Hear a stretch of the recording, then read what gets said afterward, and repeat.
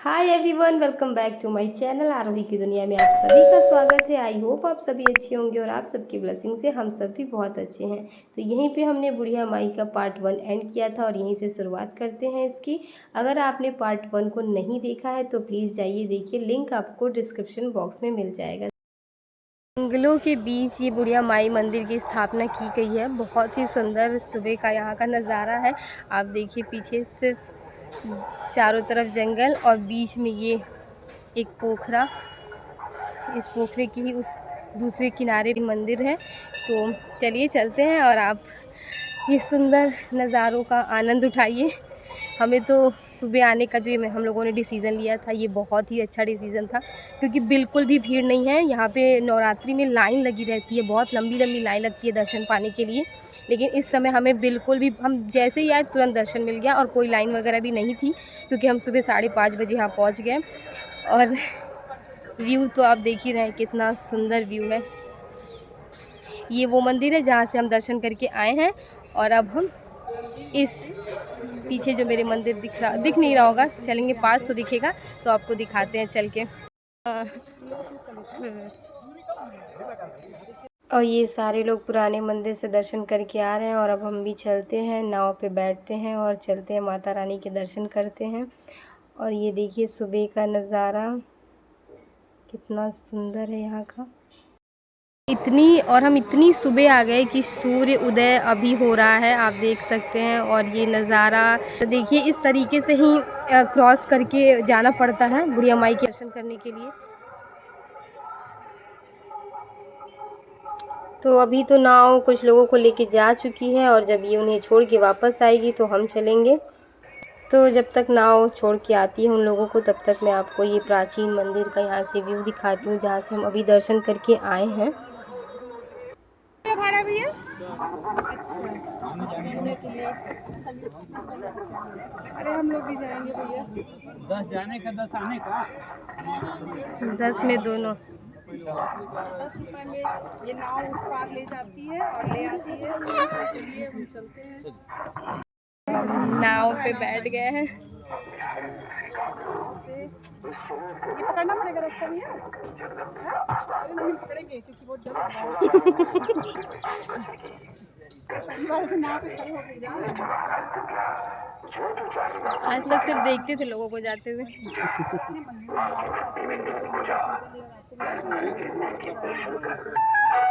अरे नाव घुमा क्यों दिए? अरे ये घूम क्यों घूम रही है? लग रहा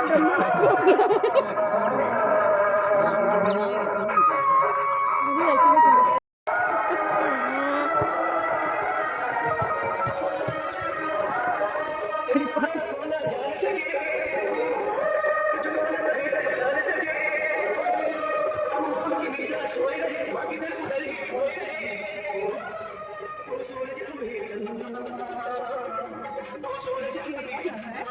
बुढ़िया माई के तो दर्शन करने में बहुत बार आई हूँ, मतलब बहुत छोटी थी तब से आती हूँ, लेकिन आज फर्स्ट टाइम मैं प्राचीन मंदिर आ रही हूँ। तो मेरा एक्सपीरियंस कैसा रहेगा ये मैं आपके साथ ज़रूर शेयर करूँगी। ये मंदिर कैसा है मैंने आज तक नहीं देखा है और ये फ़र्स्ट टाइम ही है मेरा, और शायद मेरे पूरे ख़ानदान का होगा, क्योंकि मैं अपने पूरे घर वालों के साथ ही आती हूँ, लेकिन वो लोग कभी यहाँ नहीं आते हैं क्योंकि वो नाव से क्रॉस करके आना रहता है, शायद इस वजह से।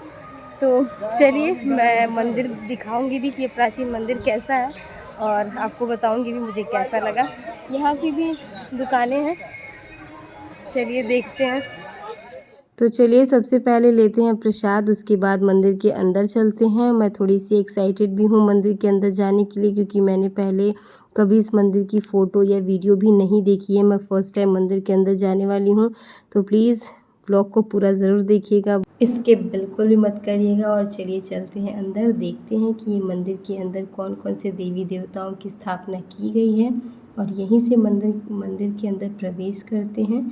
तो चलिए चलते हैं, दर्शन करते हैं और आप भी मेरे साथ साथ बुढ़िया माता के दर्शन करिए पुराने मंदिर का। और यहाँ मंदिर के सामने आपको दिखाई दे रहा है, यहाँ पे लिखा गया है श्री श्री बुढ़िया माता का पुराना मंदिर।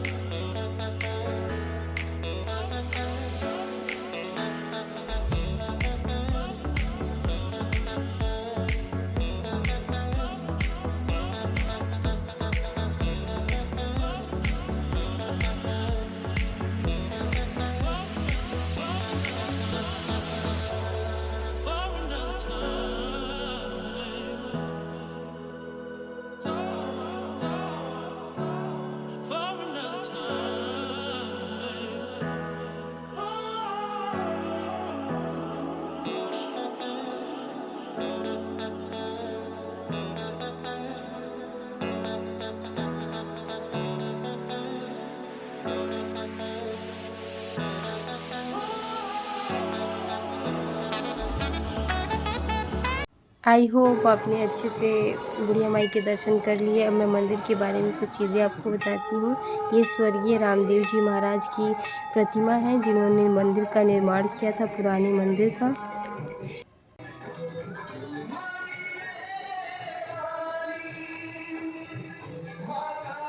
तो हमारा दर्शन यहाँ भी बहुत अच्छे से हो गया और चलिए अब चलते हैं आगे। बुढ़िया माई माँ दुर्गा का दर्शन के बाद चलिए आपको कराते हैं भोलेनाथ का दर्शन। यहाँ एक भोलेनाथ का भी मंदिर है छोटा सा, बहुत अच्छा लगा यहाँ पे हमें आके।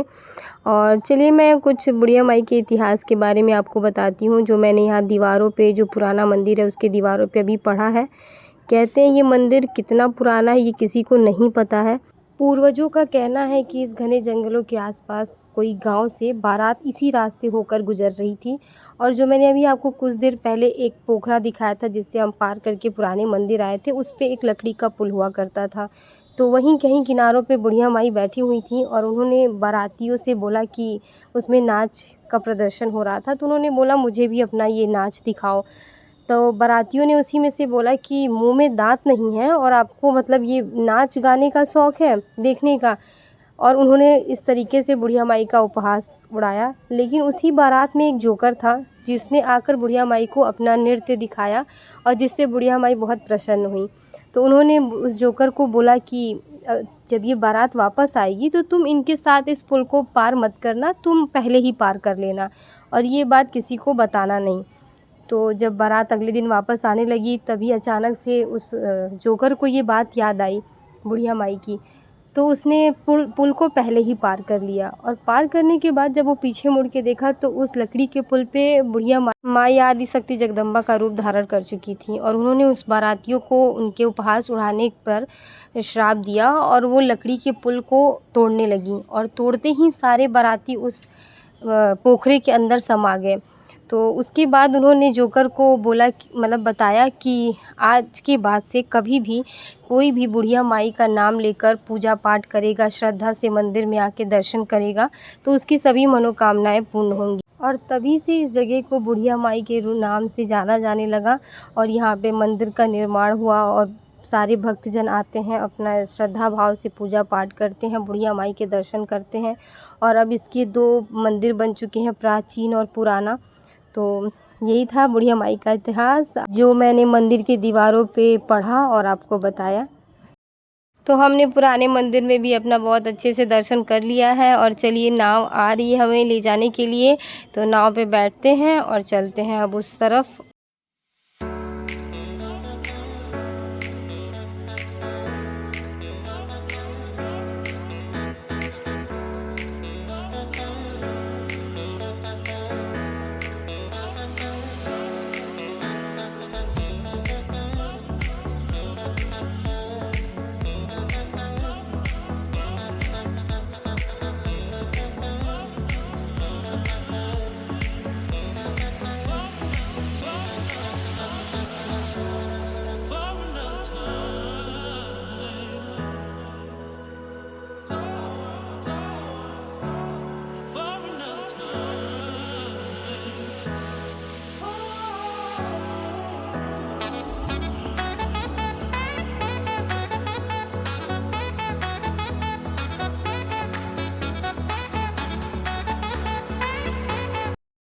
तो अभी आपने वीडियोस में देखा हम लोगों ने प्राचीन मंदिर में भी दर्शन कर लिया और वहाँ भी बहुत अच्छे से दर्शन हुआ।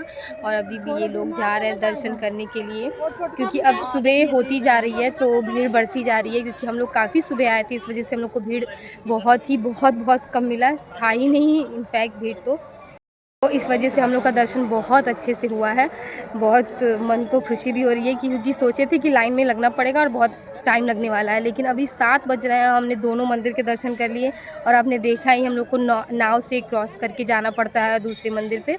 तो बहुत अच्छा लगा। कमेंट करके आप भी बताइएगा कि आप लोग को ये कैसा लगा है वीडियो। जैसे जैसे सुबह होती जा रही है, देखिए बढ़ती जा रही है, लाइन लगने शुरू हो चुके हैं। तो बहुत अच्छा लगा कि हमने सही डिसीजन लिया था सुबह आने का, नहीं तो हमें भी लाइन में ऐसे ही खड़ा रहना पड़ता। ये लेकिन इस साइड हमने अभी देखा कि यहाँ फूल मालाएं मिल रही हैं, जो कि सुबह होने पे दुकानें लगी हैं। और ये बहुत सुबह जब हम आए थे तो नहीं लगी थी। और भी बहुत सारी प्रसाद की ऐसी दुकानें हैं जो अभी खुलना शुरू हुई हैं। लेकिन हमें भी प्रसाद मिल गया था, अच्छे से हमने चढ़ा लिया है। और जो ये मैं आपको दुकानें दिखा रही हूँ, ये हर समय यहाँ बुढ़िया माई में दुकानें आपको मिलेंगी। आप कभी भी आएंगे, ऐसा नहीं कि सिर्फ नवरात्रि में ये दुकानें लगती हैं, ये हर समय ये दुकानें यहाँ पे आपको मिलेंगी और बहुत अच्छी अच्छी चीज़ें यहाँ मिलती हैं। पूजा पाठ से भी जुड़े हुए सारे जो भी आपको ज़रूरत होगी वो चीज़ें यहाँ मिल जाएंगी। और भी बहुत सारी ऐसी चीज़ें हैं जो ज़रूरत की होती हैं, यहाँ मिलती हैं। तो अगर आप आओगे तो आपको यहाँ बहुत अच्छी अच्छी चीज़ें मिलेंगी देखने को, और साथ ही साथ बुढ़िया माई के दर्शन भी पाकर मन बहुत प्रसन्न होगा आपका, जैसे हमारा हो गया है। तो ज़रूर आइए और दर्शन लीजिए यहाँ पे बुढ़िया माई के। बहुत अनोखा और बहुत ही अद्भुत मंदिर है ये, बहुत ही अच्छा लगता है यहाँ आने के बाद।